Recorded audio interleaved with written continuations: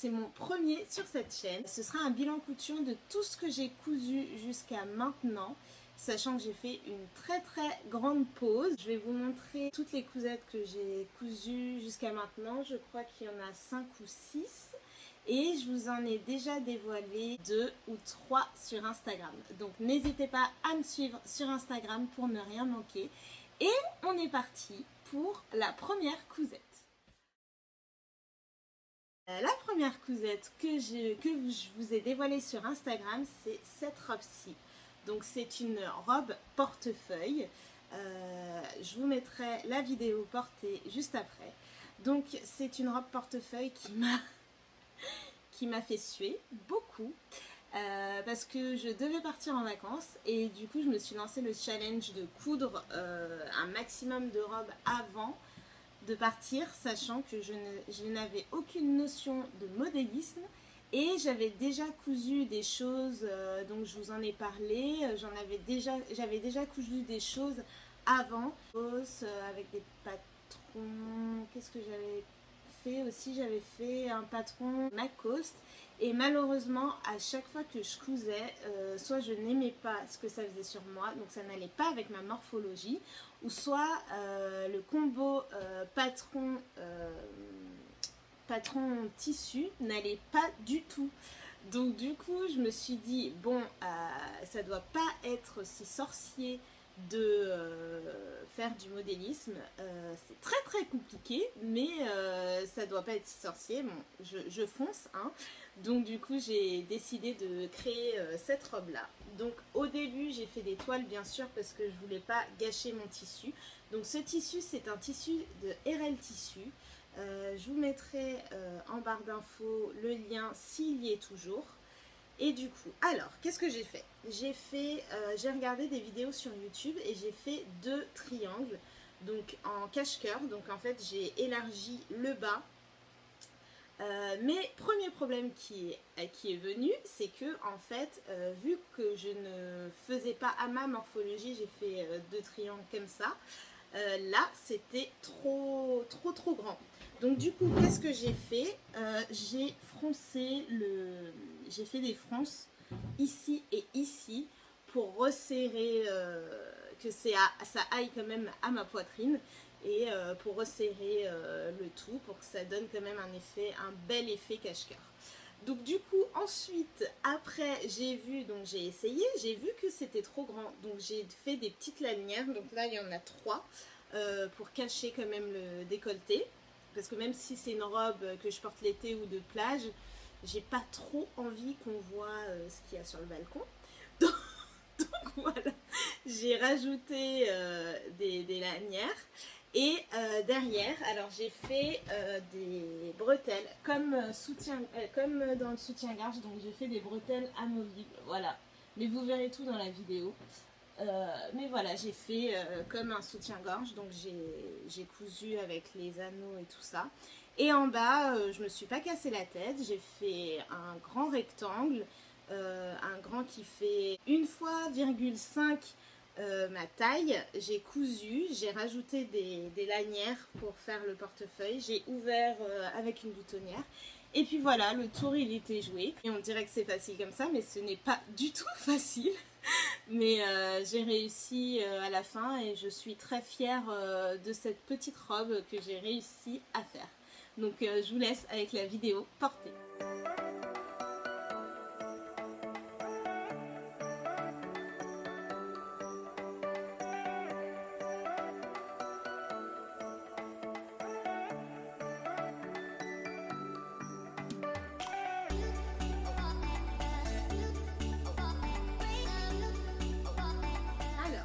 Deuxième cousette. Donc deuxième cousette, j'ai voulu me faire une jupe, vous savez, une jupe avec une fente devant. Et j'ai cherché sur YouTube, bien sûr YouTube est mon meilleur ami, et j'ai trouvé le tuto de Pretty Hero. Donc je vous mettrai le tuto en barre d'informations, mais c'est juste une jupe froncée avec une fermeture invisible et une fente sur le côté. Donc voilà mon tissu. Donc mon tissu, malheureusement je ne peux pas vous donner le lien parce que c'est sur Dress & Stoffen et ça fait maintenant plus d'1 an que je l'ai acheté. Et voilà les fronces. Donc, les finitions, franchement, je les trouvais pas mal. Ça faisait, c'était la l'une des premières de mes cousettes. Donc, je vous montre l'intérieur. Voilà, c'est une ceinture retournée. J'ai voulu faire une étiquette, mais pour m'indiquer le devant et le dos, mais forcément, la fente, elle est sur le devant, elle ne va pas être sur le dos. Donc, Alison, n'importe quoi. Voilà. J'ai fait donc ma fente qui est là. Donc ma fente, en fait, je la trouve très très grande. J'aurais pu encore la fermer. En bas, j'ai juste fait un ourlet. Voilà. Et puis comme c'est un morceau de rectangle, il n'y a pas d'assemblage sur la jupe. Il y a juste un zip invisible. Donc, qui est invisible à part là? Non, même pas. Oh, quand même. Il est invisible parce que là, c'est juste là. Voilà. Là, qui n'est pas trop invisible. Mais c'était mon premier zip invisible. Donc, je suis contente quand même d'avoir réussi. Donc, voilà. Et l'assemblage ici avec le zip invisible. Donc, je vous montre les finitions. Hein. Je n'ai peur de rien. Ne me critiquez pas. Et voilà, c'était avec une surjeteuse. Voilà. Donc voilà, je n'ai rien d'autre à dire à part que là, c'était un plaisir de coudre. Vu que c'était un tuto, c'était facile. Et j'étais contente de coudre cette petite jupe pour les vacances. Donc je vous laisse avec la vidéo portée.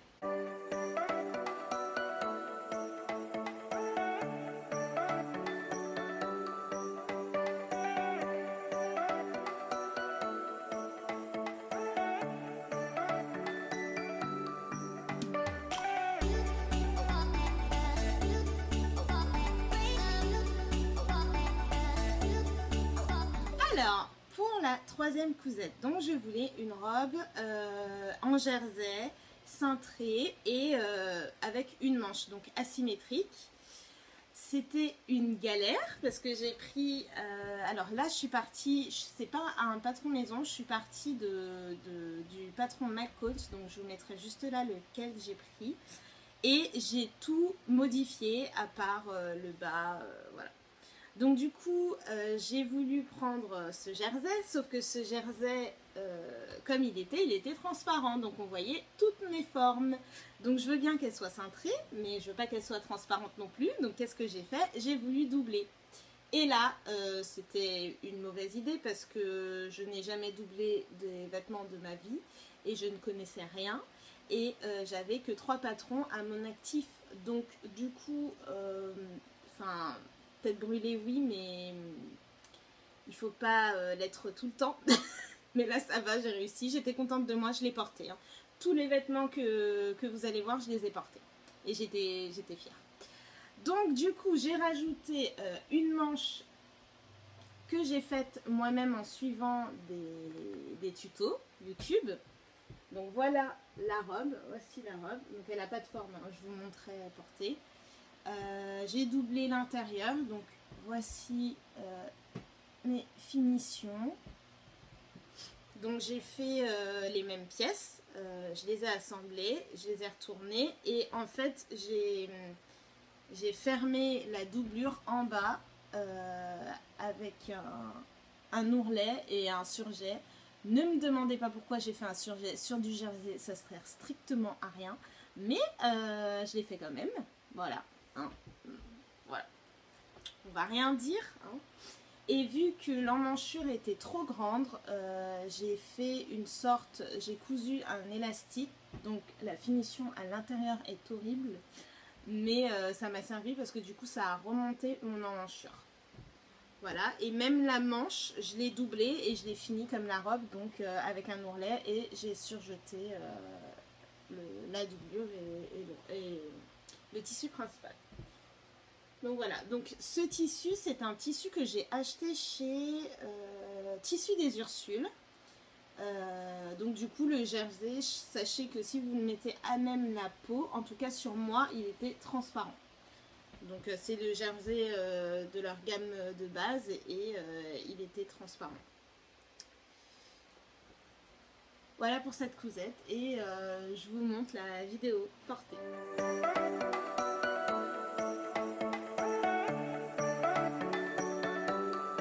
Ensuite, alors nous retrouvons ma robe du réveillon que je vous ai aussi dévoilée sur Instagram. Donc cette robe n'est pas un patron, enfin si c'est un patron maison parce que j'ai tout fait. Alors je vous explique. Donc je suis partie de mon cache-cœur que j'avais fait sur cette robe là et je l'ai remonté un petit peu. Donc j'ai cousu le décolleté ici que je n'ai pas cousu, je l'ai cousu ici pour faire un cache-cœur non décolleté, mais il est quand même décolleté, hein, vous le verrez sur la vidéo. Le tissu vient de Tissu Rennes. Voilà, donc c'est une viscose aussi. Alors, avant, donc je vous ai dit que c'était, ça c'est une viscose de chez RL. Et par contre, ma jupe, c'était un coton. Voilà. Alors, j'ai pris un carré que j'ai assemblé et j'ai pas aimé, donc j'ai décousu. Et en fait, c'est une jupe asymétrique sur le devant et j'ai voulu faire des fronces ici. J'espère que vous verrez bien, hein, parce que je ne peux pas vous l'expliquer mieux que ça. Et en fait, ça fait une jupe en biais sur le devant. Voilà. Et derrière, il est normal, comme ça, carré. Donc voilà. Donc comme si là il y avait des fronces et en fait c'est assemblé comme ça. Donc je n'aurais pas dû parce que j'ai eu un mal de chien à rentrer dans ma robe. Je n'ai pas mis d'ouverture. Bah oui, quand on fait un patron maison et qu'on n'a pas de connaissances, on fait comme si la robe elle est rentrée comme ça. Mais c'est pas la vraie vie ça. Mais voilà, donc du coup j'ai dû forcer pour rentrer dans ma robe. Véro, si tu passes par là, tu sais. Bisous ma belle. Mais voilà, j'ai dû forcer pour rentrer dans cette robe. Et du coup, je vous ai pas dit, mais j'ai doublé le devant de ma robe. J'ai oublié de surjeter. Hein, voilà. Je vous montre aussi mes erreurs, sinon c'est pas marrant. Voilà. Et alors, ce que je préfère dans cette robe, c'est le dos. Pourquoi? Parce que j'ai eu l'idée, comme il était trop grand, vu que mes essais n'étaient pas réussis. Du coup, j'ai mis un élastique. Donc, je vous le montre. Il est très mal mis. En plus, ma machine avait du mal parce que je ne sais pas ce que j'ai fait, mais très mal mis. Sauf que, en fait, j'adore le rendu que ça donne dans le dos. Donc, j'essaye de vous montrer. Non porté, ça donne pas grand chose, mais sinon j'adore le rendu. Allez voir sur Instagram, j'ai mis une photo, mais j'adore ce rendu. J'adore, il est trop beau. Donc vu que je vais prendre de l'expérience encore et encore à force de coudre, j'espère reproduire ce dos avec une fermeture invisible ou pas, mais une ouverture et une fermeture, comme ça je pourrais profiter de mon dos. S'il y en a qui m'écoutent, des modélistes, s'il vous plaît, faites un patron avec un dos comme ça. Je sais pas comment faire, mais faites-le, s'il vous plaît. Merci. Donc voilà, je vous laisse avec la vidéo portée de ma robe de réveillon.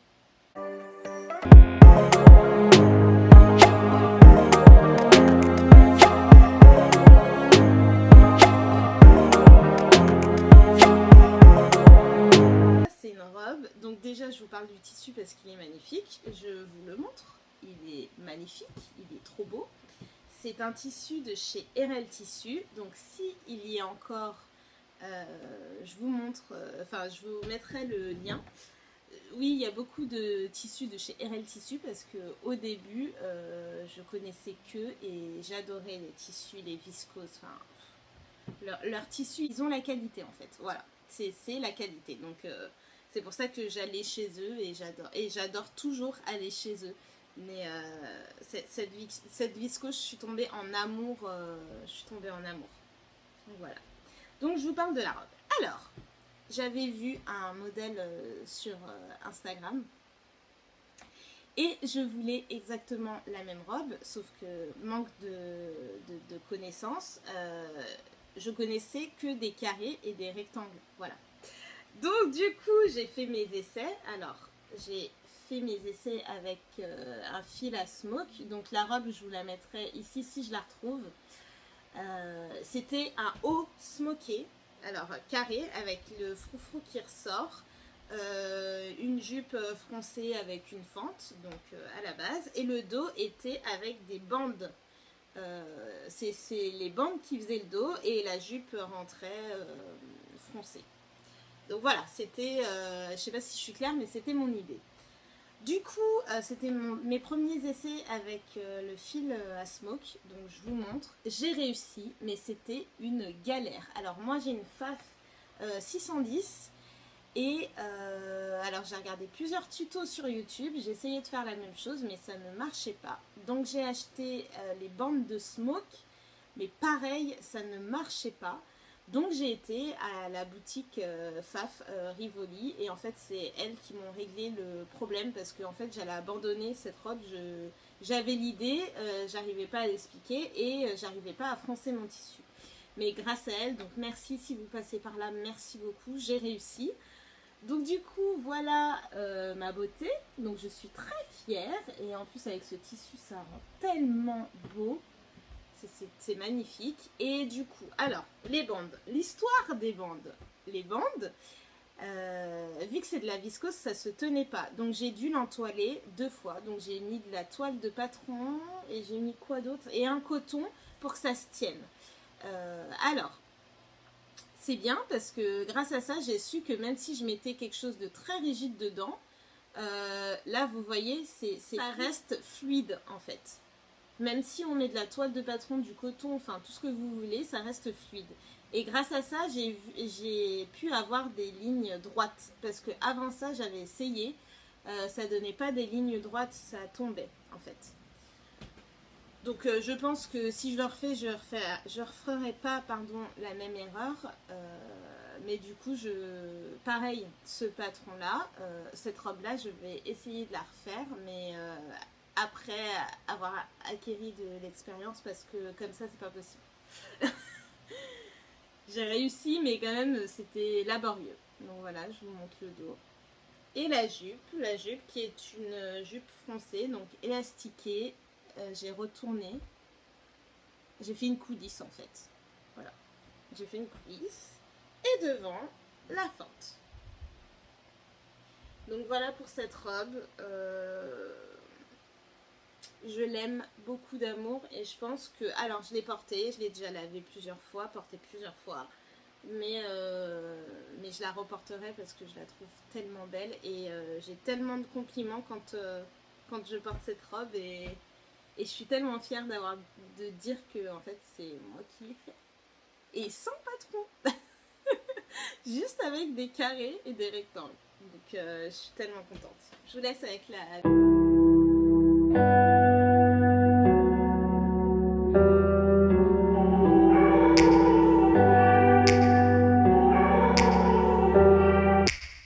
Take me back to a place where I felt at home. Take me back to a day when we weren't alone. Take me back to an age when the world felt small.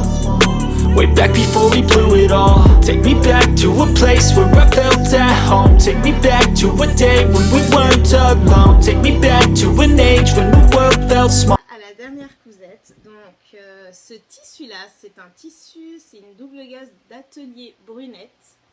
Donc je vous le montre, je l'ai lavé plusieurs fois mais il y a toujours, en fait comme c'est brodé, les petites perles dorées, enfin c'est pas des perles, c'est du fil, mais les petites taches dorées ne partent pas et ne se décolorent pas, donc je suis très heureuse. J'étais sceptique, c'était la première fois que je commandais chez Atelier Brunette et je pensais que ça allait se décolorer, que l'or allait partir de la petite paillette, mais en fait pas du tout, donc je suis très contente.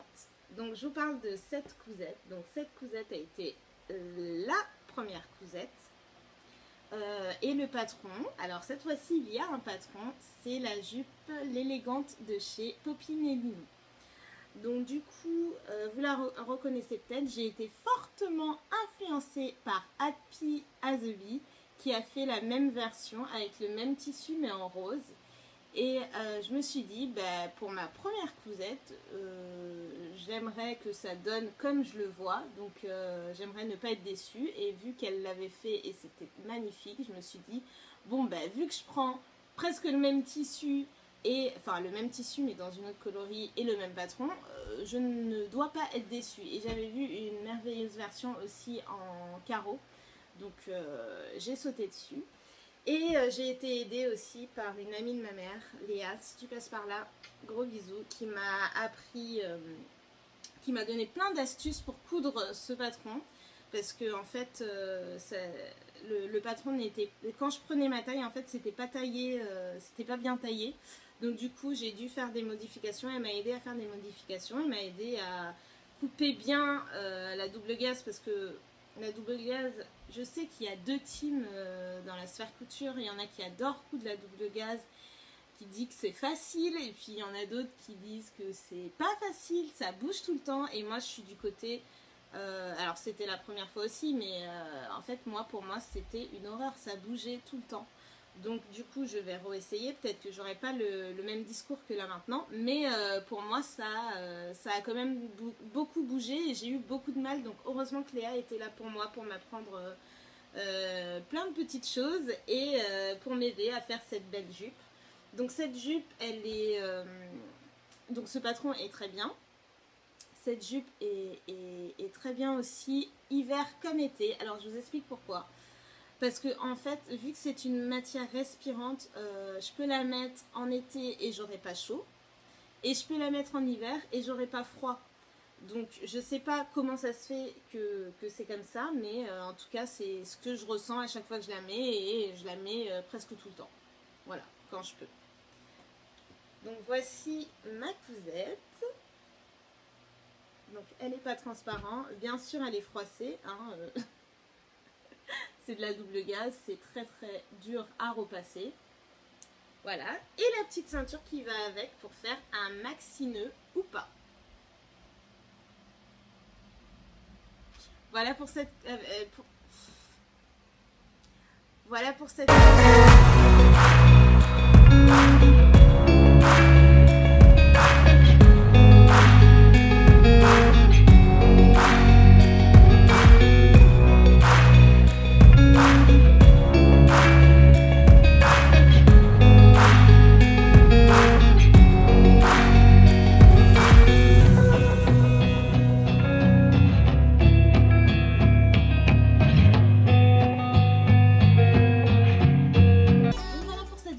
Voilà ce que j'ai cousu jusqu'à maintenant. J'espère que ça vous a plu. Dites-moi en commentaire ce que vous en avez pensé de mon premier bilan couture. Si vous avez aimé les tissus, si vous avez aimé les patrons maison et des patrons que j'ai cousus, notamment Poppin & Lino et McCause qui m'a inspiré pour faire un patron maison. Donc merci beaucoup d'être resté jusqu'à la fin de cette vidéo. N'hésitez pas à vous abonner sur ma chaîne YouTube, à laisser un commentaire et un pouce bleu, et à vous abonner sur Instagram, là où je poste beaucoup de photos et de cousettes. Bon voilà, j'espère que ça vous a plu. Je vous souhaite une excellente journée ou soirée et je vous retrouve à bientôt pour la prochaine vidéo qui sera un mois, une pépite. Je vous embrasse fort. Bisous.